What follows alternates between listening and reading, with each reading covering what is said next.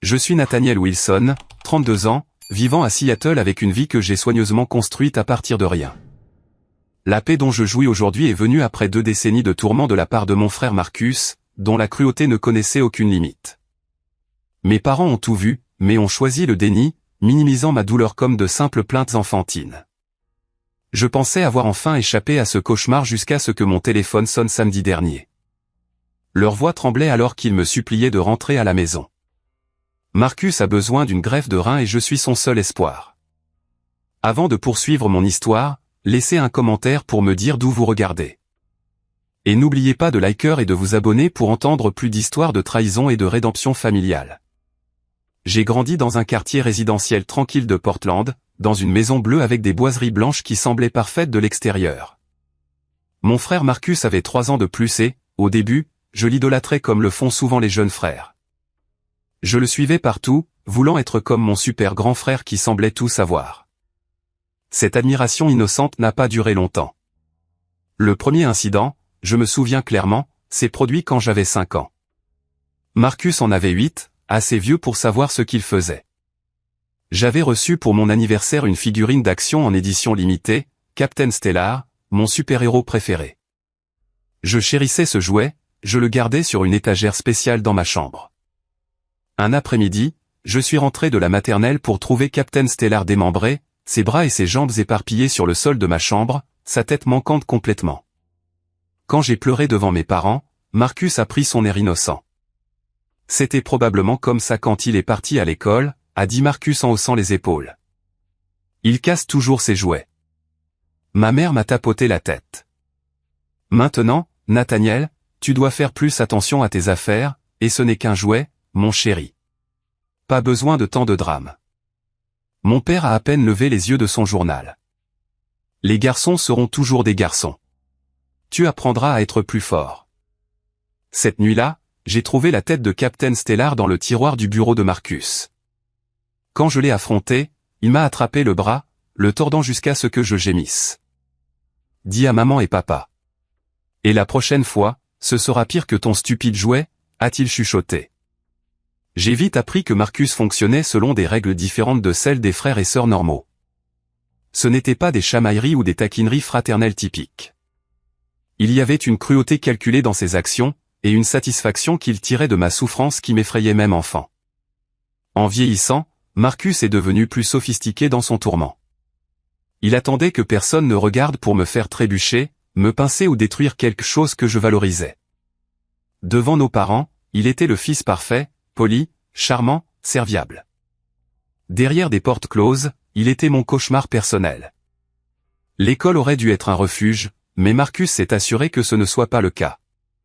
Il a répandu des rumeurs sur moi.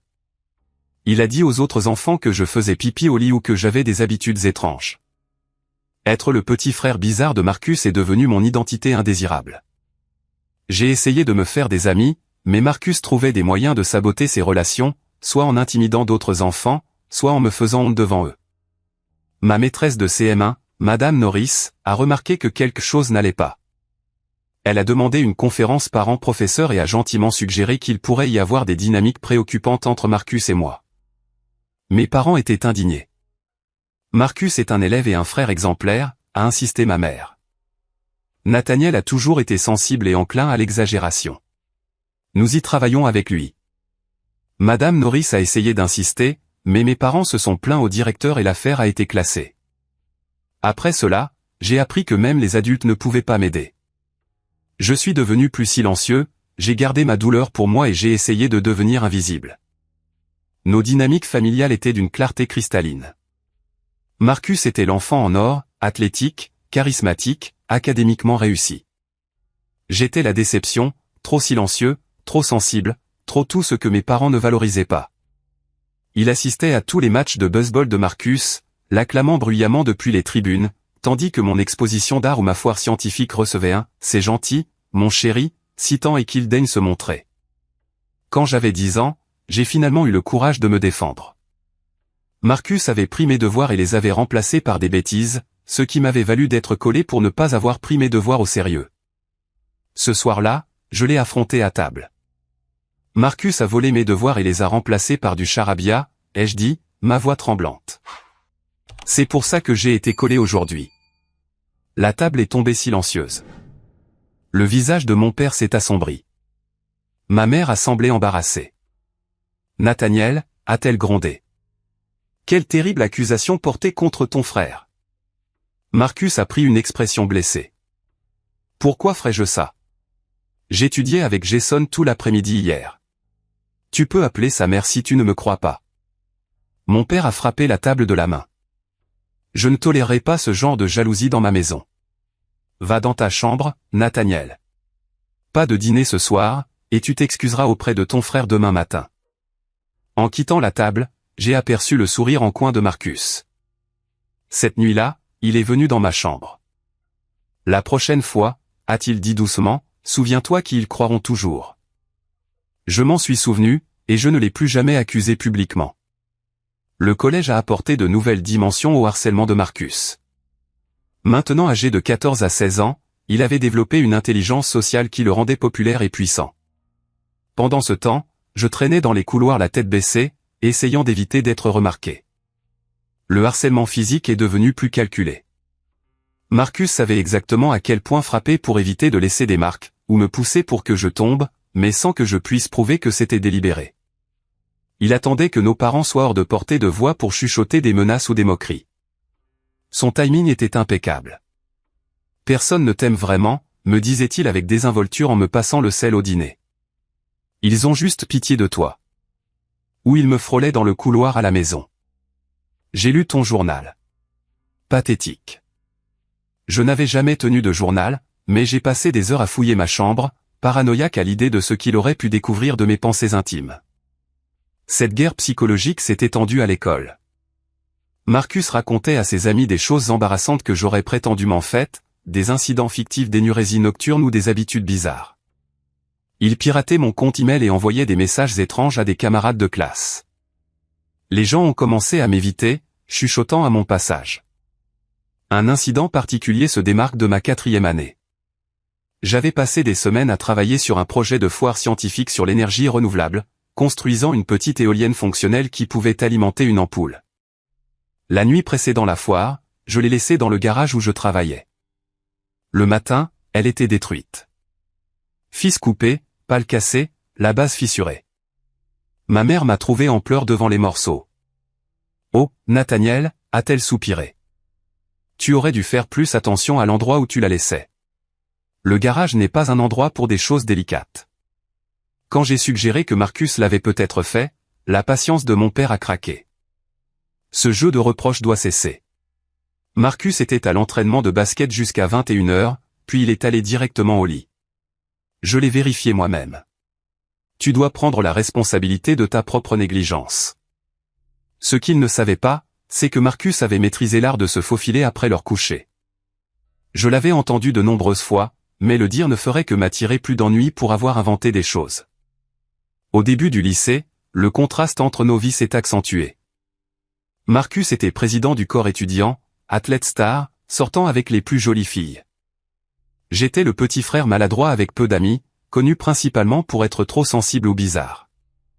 Mon anxiété et ma dépression se sont aggravées. J'ai développé de l'insomnie, sursautant au moindre bruit, anticipant toujours la prochaine attaque. Mes notes ont chuté car j'avais du mal à me concentrer. Lorsque mes parents ont reçu des avis concernant mes performances en baisse, ils ont répondu avec déception plutôt qu'avec inquiétude. Ton frère réussit à avoir des A tout en jonglant avec le sport et le gouvernement étudiant, disait mon père. Quelle est ton excuse? J'ai trouvé de petits sanctuaires, la bibliothèque de l'école pendant le déjeuner, le laboratoire informatique après les heures de cours, ma chambre avec la porte verrouillée. J'ai appris la programmation par moi-même, trouvant du réconfort dans le monde logique du code, où les règles avaient un sens et les actions avaient des conséquences prévisibles. Contrairement à ma vie à la maison où les règles changeaient constamment pour s'assurer que je perde toujours. En 2e année, j'ai rencontré Trevor Matthews au club informatique. Il était nouveau à l'école, n'avait pas encore absorbé l'opinion générale selon laquelle j'étais quelqu'un à éviter. Quand Marcus a essayé ses tactiques habituelles, répandant des rumeurs sur moi à Trevor, quelque chose d'inattendu s'est produit. Ton frère est un peu un salaud, n'est-ce pas, a dit Trevor un jour alors que nous travaillions sur un projet de codage. J'ai figé, incapable de répondre. Personne ne l'avait jamais reconnu auparavant. Mon cousin était comme ça, a continué Trevor avec désinvolture. Un psychopathe total pour moi, un ange parfait pour tout le monde. Ma tante a appelé ça du gaslighting une fois qu'elle a finalement compris. C'était la première fois que j'entendais ce terme. Cette nuit-là, je l'ai cherché, lisant sur la manipulation psychologique et ressentant une reconnaissance horrible. Quelqu'un d'autre avait vécu ça. Il y avait un nom pour ça. Je n'étais pas fou. Trevor est devenu mon seul véritable ami. La seule personne qui me croyait sans poser de questions. Avec son soutien, j'ai commencé à imaginer un avenir au-delà de la maison des miroirs de ma famille. Mais Marcus a remarqué cette nouvelle amitié, cette petite poche de bonheur. Au cours de ma première année de lycée, il a exécuté son attaque la plus dévastatrice à ce jour. Il a organisé une fête quand nos parents étaient absents, quelque chose qu'ils avaient interdit, mais qu'ils finiraient par pardonner à leur enfant en or.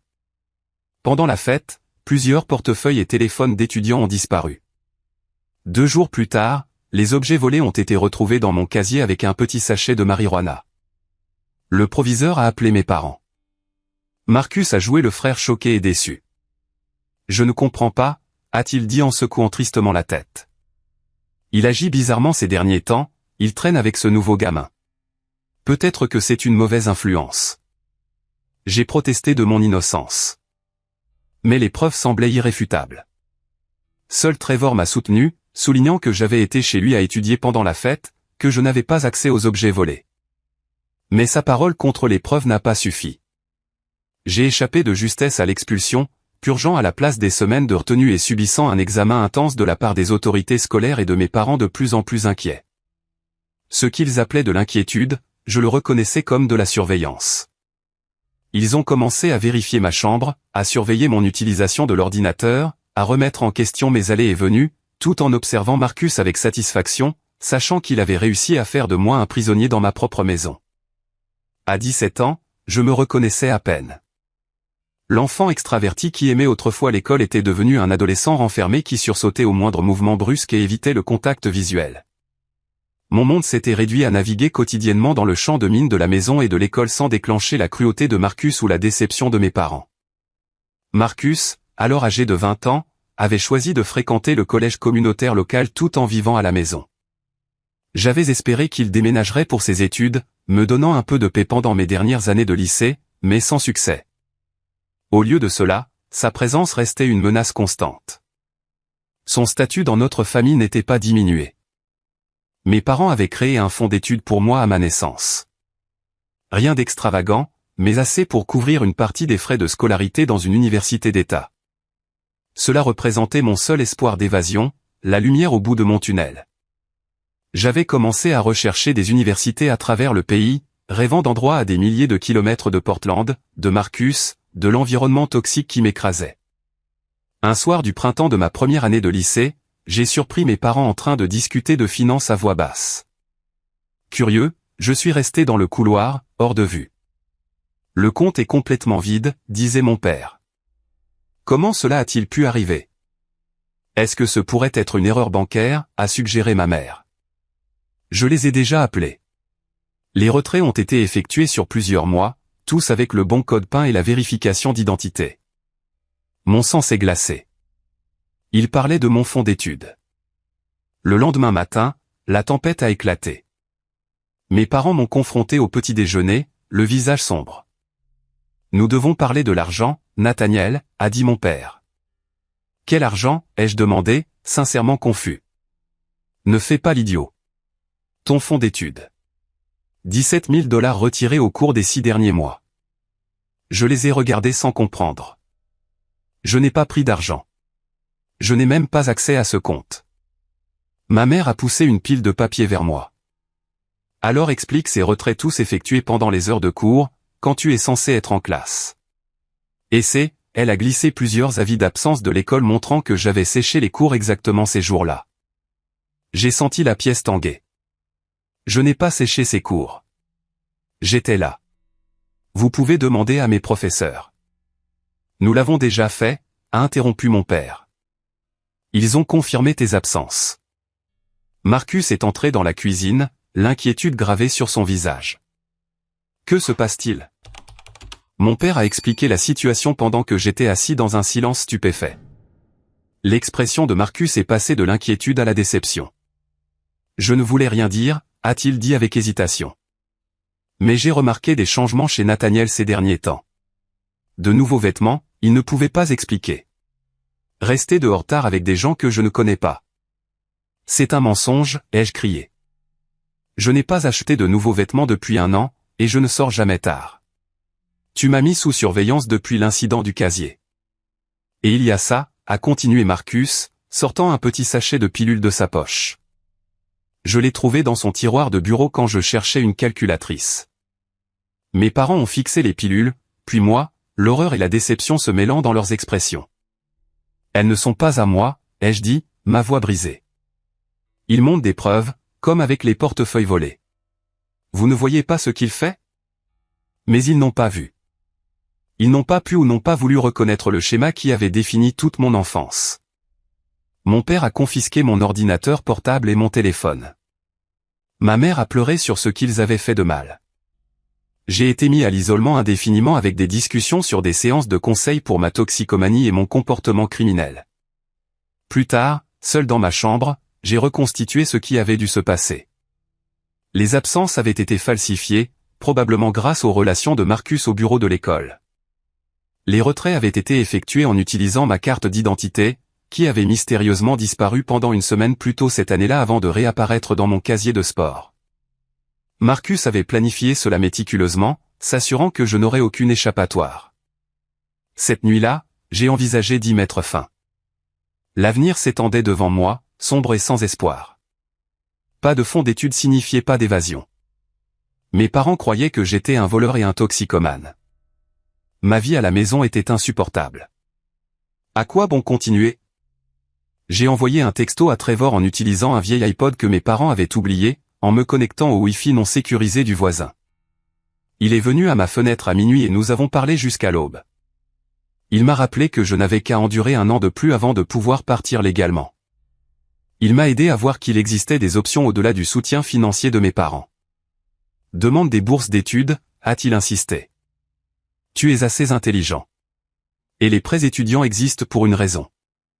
Avec le soutien de Trevor, j'ai élaboré un nouveau plan d'évasion.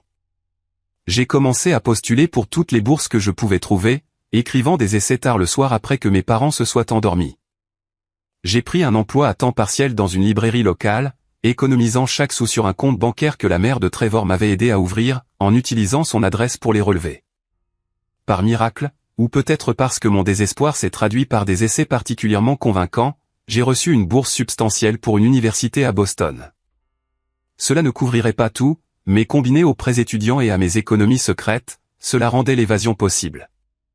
Lorsque la lettre d'acceptation et de bourse est arrivée, la réaction de mes parents a été, au mieux, tiède.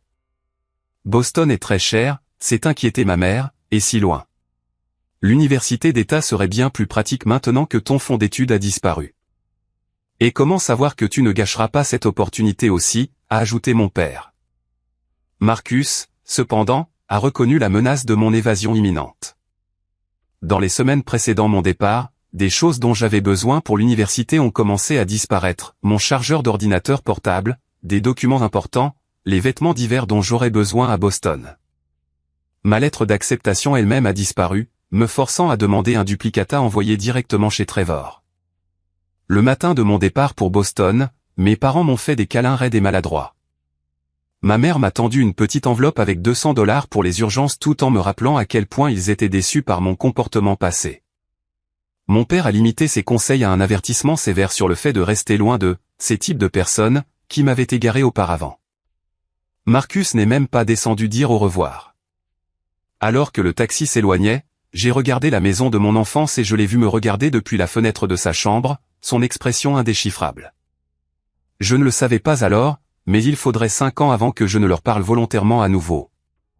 Arriver à Boston, c'était comme atterrir sur une autre planète. Pour la première fois de ma vie, personne ne me connaissait comme le frère bizarre de Marcus ou le jeune Wilson à problème. Je pouvais être n'importe qui, ou plus important encore, je pouvais être moi-même, qui que cela puisse être. J'avais passé tellement de temps à m'adapter pour survivre que je connaissais à peine mes propres préférences, intérêts ou personnalités en dehors du contexte d'éviter la colère de Marcus. La transition n'a pas été facile. Pendant la semaine d'orientation, mon colocataire a accidentellement claqué une porte, et j'ai eu une crise de panique totale, hyperventilant, tremblant, convaincu que j'allais être puni pour quelque chose. L'épisode était suffisamment embarrassant pour que je finisse par visiter le centre de conseil de l'université, m'attendant à être ignoré ou mal compris comme je l'avais été toute ma vie. Au lieu de cela, j'ai rencontré le docteur Evelyn Carter, une psychologue spécialisée dans les traumatismes familiaux. Lors de notre première séance, je n'ai révélé que les grandes lignes de mon enfance, tâtant le terrain avec prudence. À mon grand choc, elle n'a pas minimisé mes expériences ni suggéré que j'exagérais. Ce que vous décrivez ressemble à un cas classique de bouc émissaire au sein d'un système familial compliqué par l'abus entre frères et sœurs, a-t-elle dit d'un ton factuel. Vos réponses, l'anxiété, l'hypervigilance, la difficulté à faire confiance, ce sont des adaptations normales à une situation anormale. J'ai craqué dans son bureau ce jour-là, sanglotant de la simple consolation d'être cru. Au cours des 3 années suivantes, le docteur Carter m'a aidé à comprendre les dynamiques qui avaient façonné mon enfance. J'ai appris sur les systèmes familiaux narcissiques, sur les réactions au traumatisme, sur la façon dont le cerveau s'adapte au stress et à la peur chronique. Le plus important, j'ai appris que rien de tout cela n'était de ma faute. Mes contacts avec ma famille se sont réduits à des appels obligatoires pour les fêtes, brefs et superficiels. Je répondais à leurs questions sur les cours avec un minimum de détails, esquivais leurs plaintes sur la rareté de mes appels, et mettais fin à la conversation aussi vite que possible. Marcus tentait occasionnellement de me provoquer pendant ses appels, faisant des remarques subtiles destinées à susciter une réaction, mais j'avais appris à me désengager. On dirait que l'université t'a rendu encore plus sensible, a-t-il commenté lors d'un appel de Noël. Tu ne peux même plus prendre une blague. J'ai simplement répondu, je dois aller étudier maintenant. Au revoir, et j'ai raccroché, le cœur battant, mais la voix stable. Chaque semestre, chaque année qui passait, je devenais plus fort. J'ai découvert que j'avais un talent pour l'informatique, en particulier l'ingénierie logicielle. Je me suis fait des amis lentement, avec prudence au début, m'attendant toujours à la trahison, mais apprenant progressivement à m'ouvrir. J'ai rejoint des clubs, essayé de nouvelles activités, découvert que j'aimais l'escalade et la photographie. Après l'obtention de mon diplôme, j'ai reçu plusieurs offres d'emploi. J'ai choisi une entreprise technologique à Seattle, en partie pour l'opportunité de carrière et en partie pour les 3000 miles supplémentaires que cela me mettrait entre moi et Portland. L'entreprise a offert une aide à la réinstallation. Et en moins d'1 mois après avoir obtenu mon diplôme, j'étais installé dans un petit appartement moderne dans une ville où il pleuvait presque autant que dans la maison de mon enfance, mais où l'air semblait d'une certaine manière plus clair. Ma carrière a prospéré. Je suis passé de programmeur débutant à développeur senior en 3 ans, acquérant une réputation pour la résolution de problèmes complexes et le bon travail avec les clients. Pour la première fois, j'ai reçu une reconnaissance pour mes capacités plutôt qu'une comparaison avec un frère enfant en or. C'est lors d'un événement d'entreprise que j'ai rencontré Stéphanie Ross, une designer UX avec un rire qui me donnait envie de l'entendre encore et une franchise à la fois terrifiante et rafraîchissante. Notre première conversation a duré 3 heures jusqu'à ce que nous réalisions que nous étions les dernières personnes au restaurant et que le personnel attendait poliment notre départ. Sortir avec Stéphanie a été une éducation aux dynamiques relationnelles normales. Elle exprimait ses besoins clairement au lieu de passer par la manipulation. Elle ne me punissait pas pour de petites erreurs ni n'utilisait mes vulnérabilités contre moi. Quand nous n'étions pas d'accord, nous discutions du problème plutôt qu'elle ne tienne les comptes pour des représailles ultérieures. Ces aspects fondamentaux d'une interaction saine étaient des révélations pour moi. Tu t'excuses beaucoup pour des choses qui ne sont pas de ta faute, a-t-elle observé un soir, plusieurs mois après le début de notre relation. Force de l'habitude, ai-je admis, il était plus sûr de supposer que tout était de ma faute. Au lieu de rejeter cela comme dramatique, elle m'a pris la main. Cela a dû être épuisant. Cette simple validation, quelque chose que ma famille ne m'avait jamais offerte, m'a mis les larmes aux yeux. Au fur et à mesure que notre relation s'approfondissait, j'ai progressivement partagé davantage sur mon enfance. Stéphanie a écouté sans jugement, exprimant une colère appropriée en mon nom plutôt que de me suggérer de passer à autre chose, ou d'avancer, lorsque je craignais d'avoir hérité de traits toxiques de ma famille. Elle m'a aidé à examiner mes comportements objectivement, me rassurant lorsque mes préoccupations étaient infondées et m'aidant gentiment à corriger des schémas qui n'étaient pas sains. Tu n'es pas ton frère, m'a-t-elle dit un jour. Et tu n'es pas condamné à répéter les erreurs de tes parents. Tu es conscient de ces schémas, ce qui signifie que tu peux en choisir d'autres. Avec le soutien de Stéphanie et une thérapie continue, j'ai construit la vie dont j'avais toujours rêvé, un travail significatif, de véritables amitiés, une relation amoureuse, et le plus précieux de tout, la paix. L'hypervigilance qui avait été ma compagne constante pendant 20 ans a progressivement diminué. Je dormais la nuit la plupart du temps. Je riais facilement et sincèrement. Le soir où j'ai demandé Stéphanie en mariage, debout sur un ferry avec la ligne d'horizon de Seattle scintillante derrière nous, j'ai ressenti un sentiment d'émerveillement que cette vie bonne, gentille, ordinaire, soit réellement la mienne. Quand elle a dit oui, j'ai cru, peut-être pour la première fois, que je méritais le bonheur. Nous avons fixé une date pour le printemps suivant. J'ai envoyé à mes parents une invitation officielle par obligation plutôt que par désir de leur présence.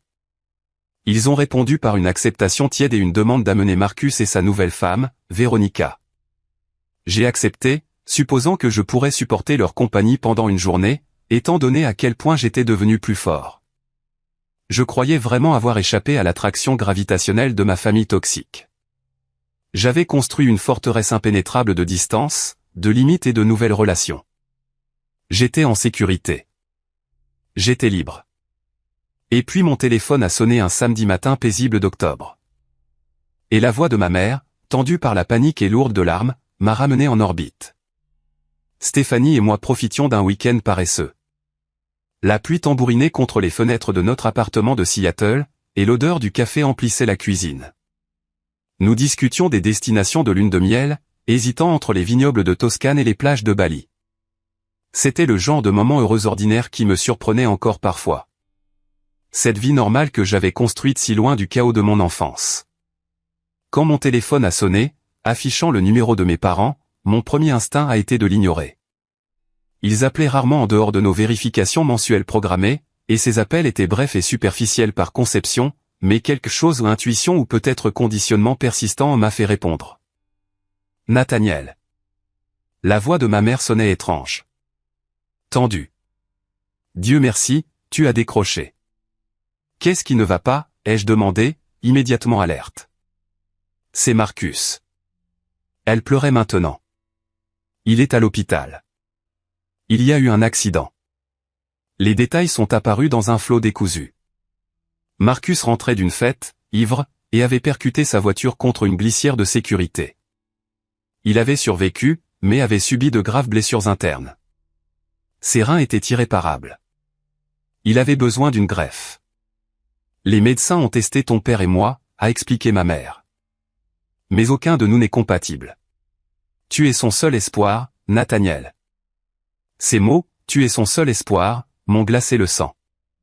Après des années de thérapie, je reconnaissais la manipulation, la pression, le sentiment de culpabilité implicite. Mais la reconnaissance ne me rendait pas immunisé contre ces effets. Nous avons besoin que tu rentres à la maison, la voix de mon père maintenant, ayant pris le téléphone de ma mère. Fais-toi tester pour voir si tu es compatible. C'est ton frère, Nathaniel.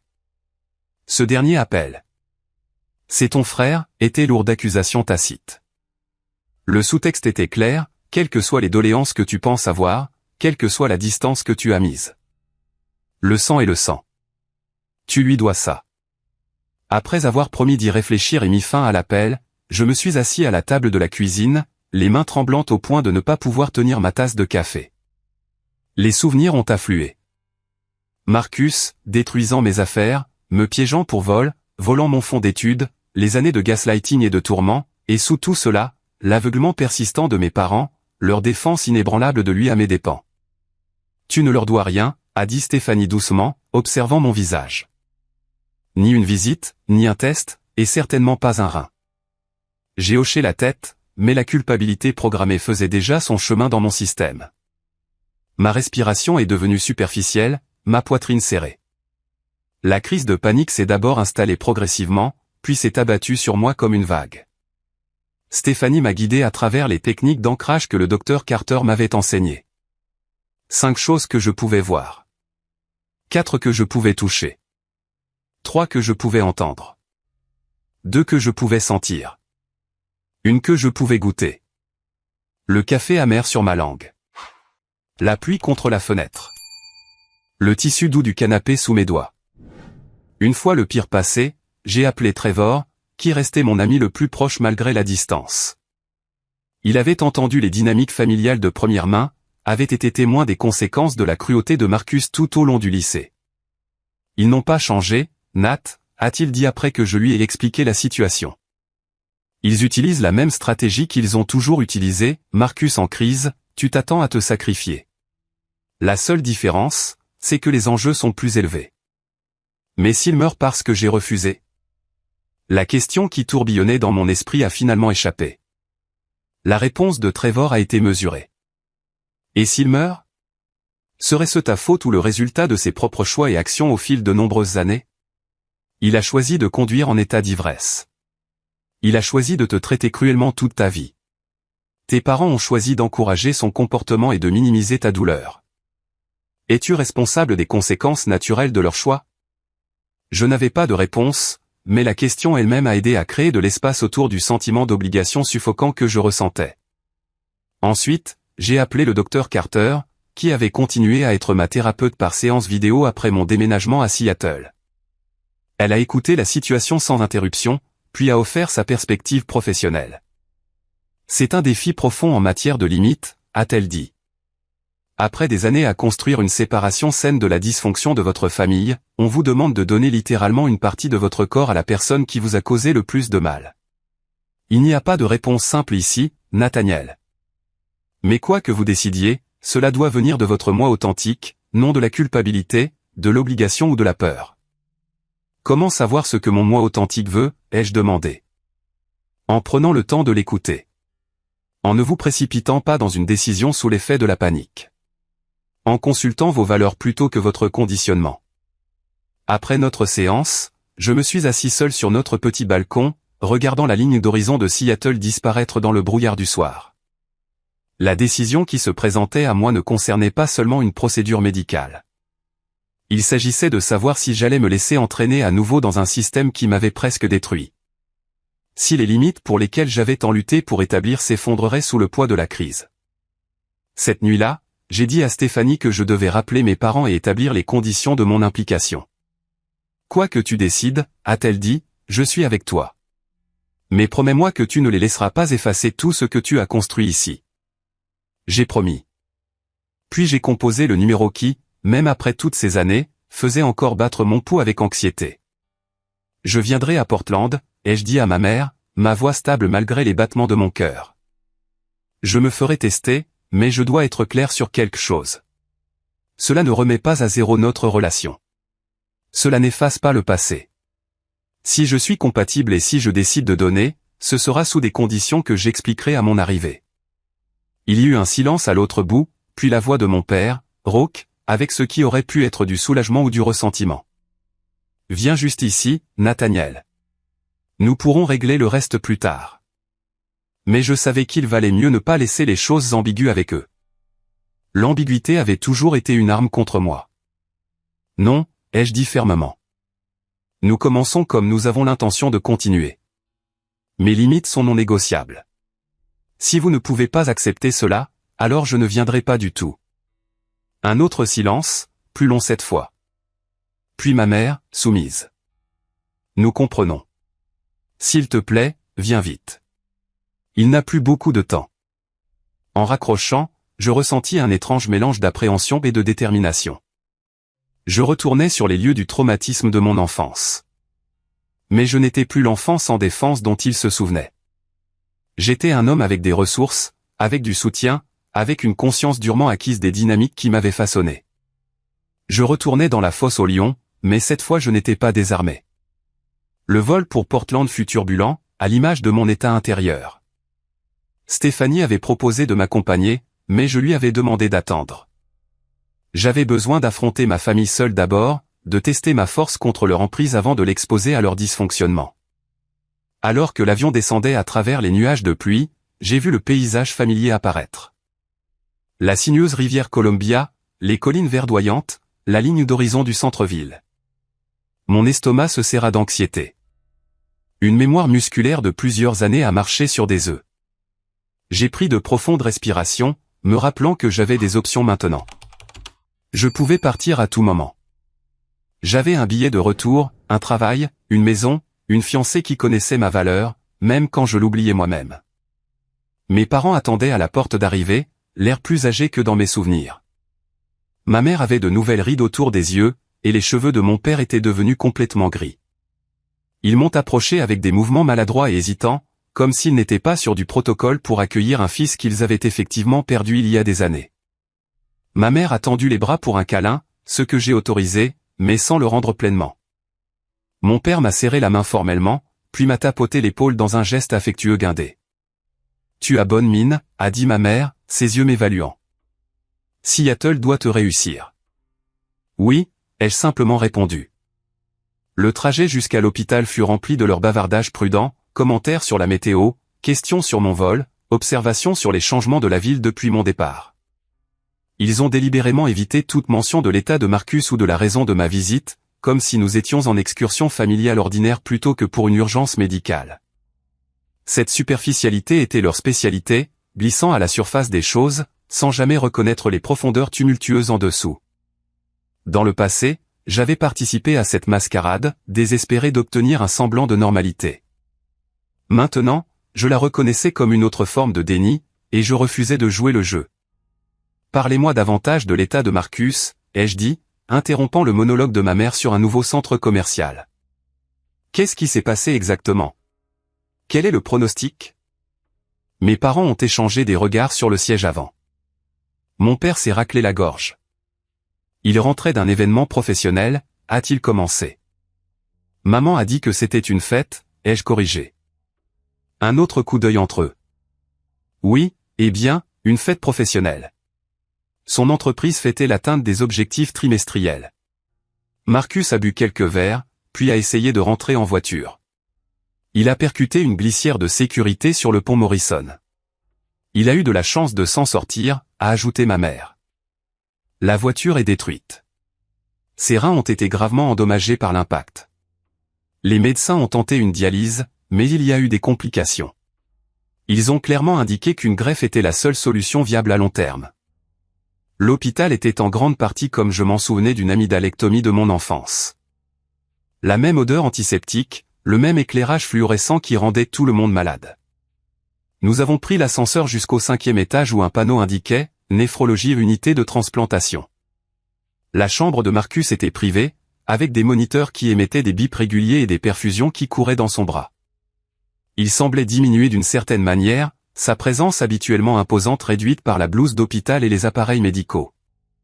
Sa femme, Véronica, était assise à côté du lit, feuilletant un magazine. Elle a levé les yeux quand nous sommes entrés, son expression passant de l'ennui à la curiosité quand elle m'a vu. « Vous devez être Nathaniel », a-t-elle dit en se levant pour me serrer la main. « J'ai tellement entendu parler de vous. » Je me suis demandé exactement ce qu'elle avait entendu, et de qui. Marcus m'avait-il dépeint comme le jeune frère perturbé, la déception de la famille, ou avait-il dit la vérité sur notre enfance, admettant son rôle dans mon exil? Marcus s'est agité au son des voix, ses yeux s'ouvrant lentement. Quand ils se sont posés sur moi, une série complexe d'émotions a traversé son visage, surprise, soulagement et quelque chose qui aurait pu être de la honte avant d'être rapidement réprimé. « Tu es venu » a-t-il dit, sa voix rauque. « Je suis ici pour me faire tester », ai-je précisé. C'est tout ce que j'ai accepté pour l'instant. Mes parents ont fait des mouvements nerveux et hésitants, ma mère redressant les couvertures de Marcus, mon père vérifiant sa montre et mentionnant quelque chose à propos de trouver le médecin. Quand ils ont quitté la pièce, ostensiblement pour parler avec l'équipe médicale, un silence inconfortable est tombé. Véronica a regardé Marcus et moi, puis a soupiré. « Je vais prendre un café », a-t-elle dit, mais s'est arrêtée à la porte. « Pour ce que ça vaut, Nathaniel, ce n'est pas la même personne avec qui tu as grandi. » Après son départ, je me suis tenu au pied du lit de Marcus, maintenant une distance, à la fois physique et émotionnelle. « Véronica semble gentille », ai-je dit d'un ton neutre. Marcus a hoché la tête. « Nous nous sommes rencontrés il y a 3 ans, nous nous sommes mariés le printemps dernier. J'ai reçu l'invitation, n'ai-je pas mentionné que je l'avais jetée sans répondre. Je ne m'attendais pas à ce que tu viennes. Il a regardé ses mains où une aiguille de perfusion était scotchée. Au mariage ou maintenant? Avant que je ne puisse répondre, Véronica est revenue, mais pas avec du café. Son expression était tendue. Puis-je vous parler dehors, m'a-t-elle demandé dans le couloir. Elle a fait quelques pas, puis s'est arrêtée, me faisant face directement. Je devrais être honnête avec vous, a-t-elle dit. Marcus n'a pas changé autant que tout le monde le prétend. Vos parents le dépeignent comme le fils parfait qui a fait une erreur en rentrant en voiture. La réalité est, elle a hésité. Il boit énormément depuis des années. J'ai menacé de divorcer 2 fois à cause de ça. Cet accident n'était pas un incident isolé. C'était la conclusion inévitable d'un schéma. Je l'ai étudié, essayant de déterminer sa motivation à partager cela. Pourquoi me dire ça maintenant, ai-je demandé. Elle a ri. Un son court et amer. Parce que je suis fatigué des mensonges. Parce que vous envisagez de lui donner un rein, et vous devriez savoir ce que vous sauvez réellement. Et parce que, elle a détourné le regard. Parce qu'il m'a fait certaines des choses que je soupçonne qu'il vous a faites en grandissant. La manipulation, le gaslighting, les commentaires cruels déguisés en blagues. Nous n'avons pas encore d'enfants, Dieu merci. Mais j'ai vu comment il est avec les enfants de ma sœur. Ça me fait peur. Ces mots m'ont frappé comme des coups physiques. J'avais supposé ou espéré que la cruauté de Marcus s'était limitée à moi, que c'était une dynamique bizarre spécifique à notre relation fraternelle. Apprendre qu'il avait continué le schéma avec Véronica a confirmé mes pires craintes. Il n'allait jamais changer. Avant que je ne puisse traiter cela complètement, un médecin s'est approché, le docteur Alexander est, selon son badge d'identification. Il s'est présenté et a suggéré que nous nous rendions dans une salle de consultation pour discuter de la procédure de test. Une fois que nous nous sommes assis avec mes parents, le docteur a expliqué le processus pour déterminer la compatibilité et ce qu'un don impliquerait si j'étais compatible, la chirurgie, le temps de récupération, les risques potentiels, les considérations à long terme. Il était clinique et minutieux, le traitant comme une décision médicale plutôt que comme le champ de mine émotionnel qu'il était réellement. « Avez-vous des questions » a-t-il demandé quand il a eu fini. « Oui » ai-je dit. Qu'est-ce qui a causé l'insuffisance rénale si catastrophique de Marcus? Était-ce juste l'accident ou y avait-il des facteurs sous-jacents? Le docteur a jeté un coup d'œil à mes parents, qui se sont tendus visiblement. La confidentialité du patient m'empêche de partager des détails sans le consentement de Marcus. Je peux dire en général que le traumatisme de l'accident en a été la cause immédiate, mais des conditions préexistantes peuvent certainement compliquer la récupération. J'ai compris ce qu'il ne disait pas. Les années de forte consommation d'alcool que Véronica avait mentionnées avaient déjà endommagé les organes de Marcus. L'accident n'avait fait que donner le coup de grâce à un système déjà compromis. Après la consultation, mes parents ont suggéré de déjeuner à la cafétéria de l'hôpital. Alors que nous étions assis avec des sandwichs peu appétissants et un café faible, j'ai décidé qu'il était temps d'aborder l'éléphant dans la pièce. Je dois être clair sur quelque chose, ai-je commencé.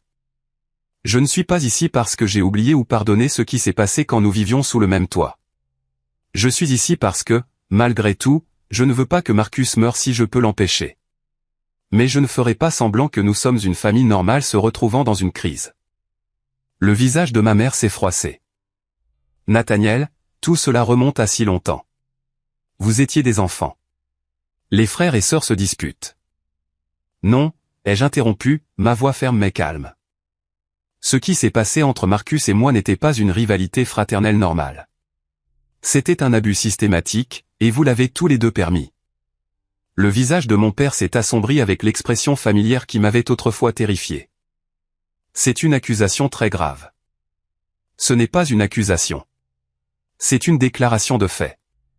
Marcus m'a tourmenté physiquement et psychologiquement pendant des années.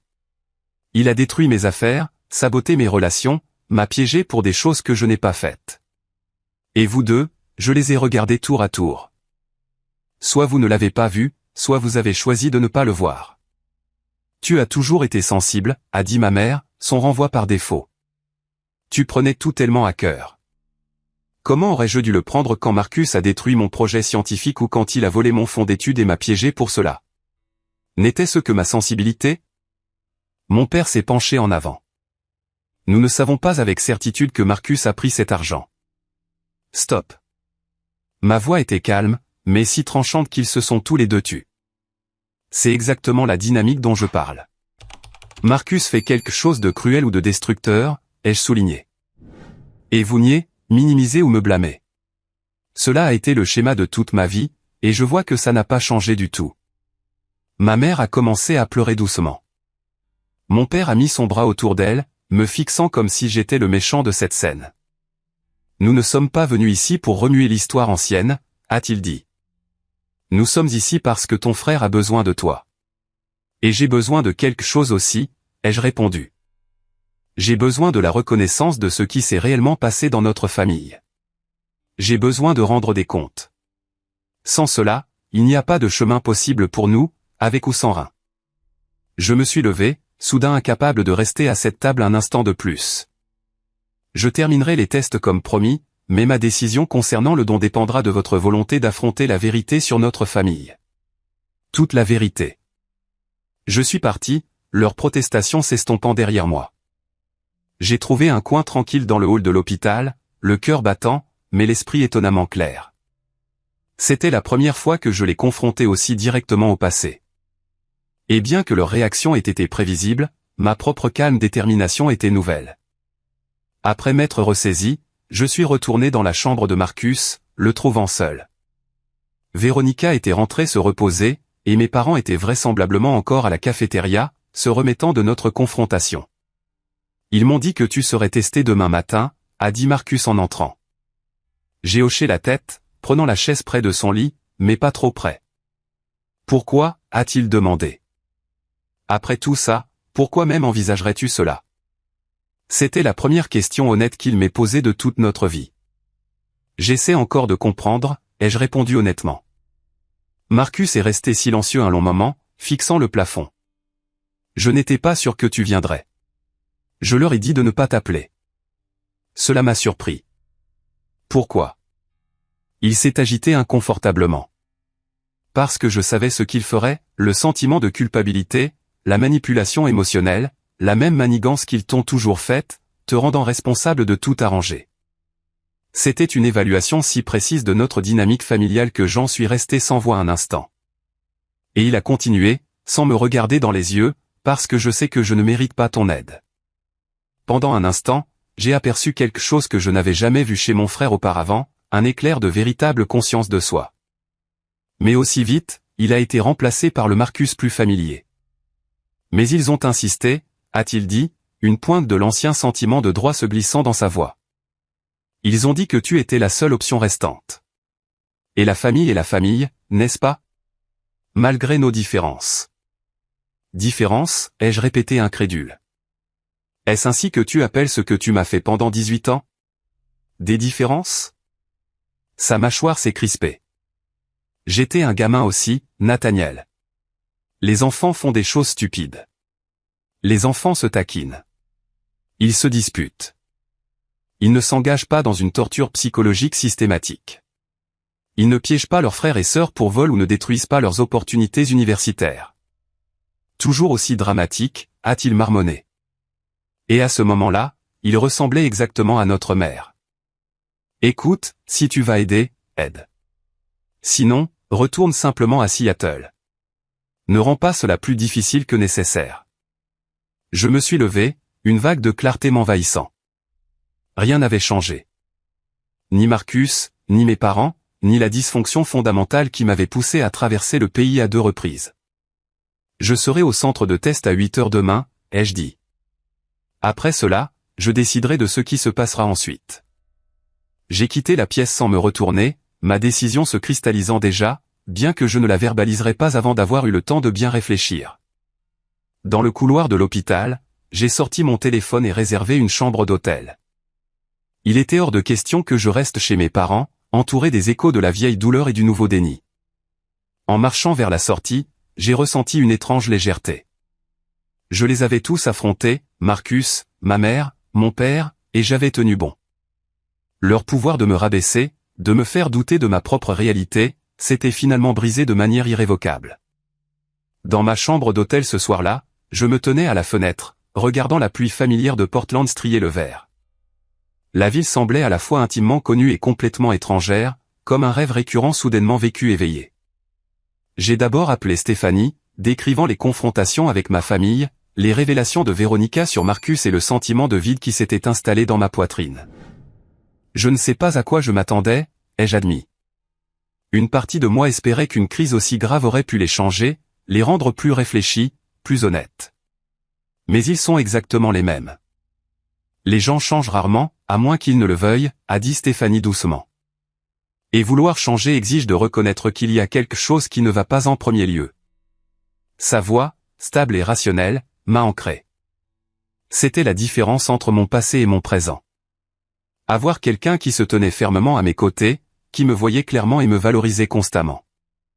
Ensuite, j'ai appelé le docteur Carter, qui avait accepté d'être disponible pendant ce voyage, étant donné sa signification psychologique.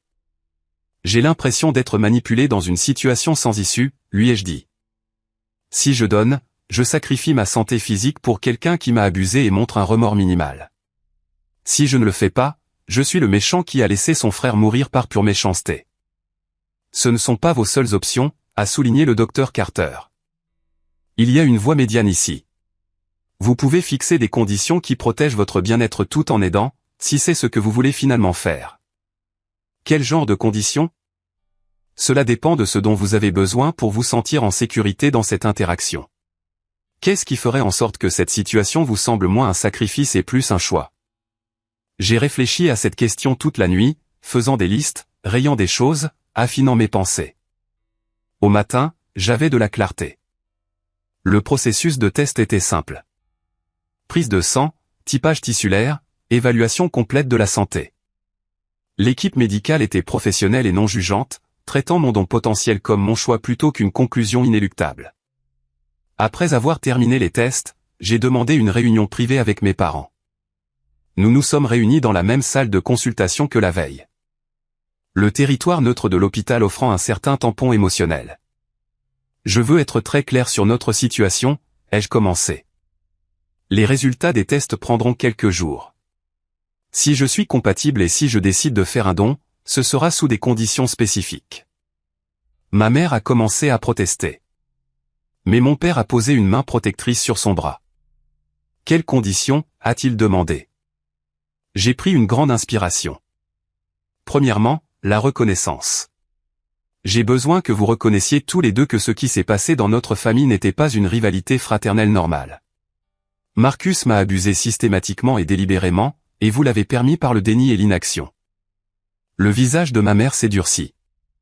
Nathaniel, ce n'est pas le moment pour, c'est exactement le moment, ai-je interrompu.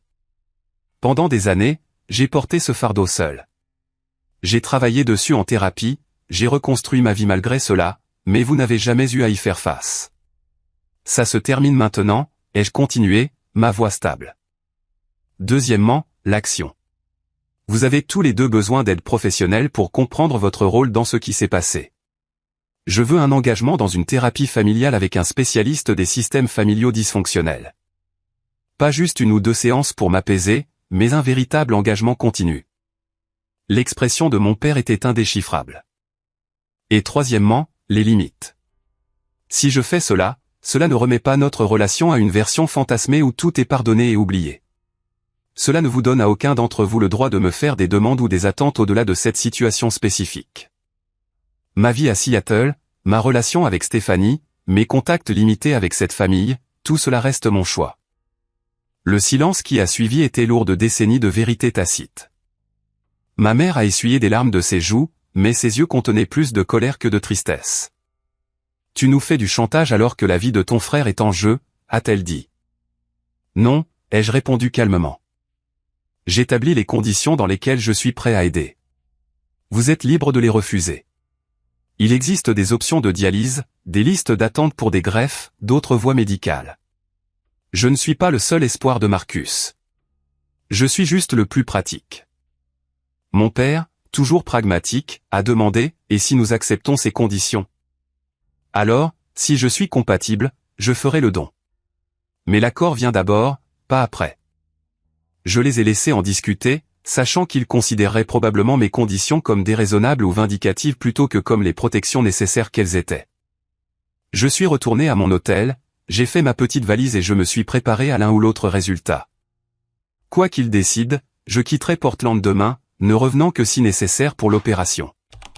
Ce soir-là, mon téléphone a sonné. C'était mon père. Nous avons discuté de vos exigences, a-t-il dit, le mot étant clairement désagréable pour lui. Ta mère et moi sommes prêts à essayer cette thérapie que tu suggères. Non pas parce que nous sommes d'accord avec ta caractérisation du passé, mais parce que si c'est ce qu'il faut pour sauver Marcus, nous le ferons. Ce n'était pas la reconnaissance complète que j'avais espérée, mais c'était un mouvement, aussi léger soit-il, et les autres conditions? J'ai fait une pause. Oui, nous comprenons les limites. Cela ne change pas tout du jour au lendemain. Alors, si je suis compatible, je le ferai. 3 jours plus tard, l'appel est arrivé. J'étais compatible. L'opération a été programmée pour la semaine suivante, me laissant le temps de retourner brièvement à Seattle pour me ressourcer auprès de Stéphanie avant l'intervention. Le jour de l'opération, Stéphanie est descendue me rejoindre. Mes parents étaient mal à l'aise avec elle, ne sachant pas comment interagir avec cette personne qui connaissait la vérité crue sur eux. L'intervention elle-même a été un succès. Mon rein a été prélevé par laparoscopie et transplanté à Marcus. Les médecins étaient optimistes quant à son pronostic, à condition qu'il apporte des changements significatifs à son mode de vie, principalement de ne plus jamais boire d'alcool. Pendant ma convalescence, Stéphanie est restée à mes côtés, farouchement protectrice, intervenant auprès de ma famille pour s'assurer que mes limites restaient intactes. Marcus a envoyé une note manuscrite qui disait simplement « Merci. Je ne le mérite pas ». C'était peut-être la communication la plus honnête que nous ayons jamais eue. Mes parents ont bien suivi une thérapie, bien que j'ai appris de leur thérapeute, avec leur permission, qu'ils avaient du mal à accepter leur rôle dans le dysfonctionnement familial.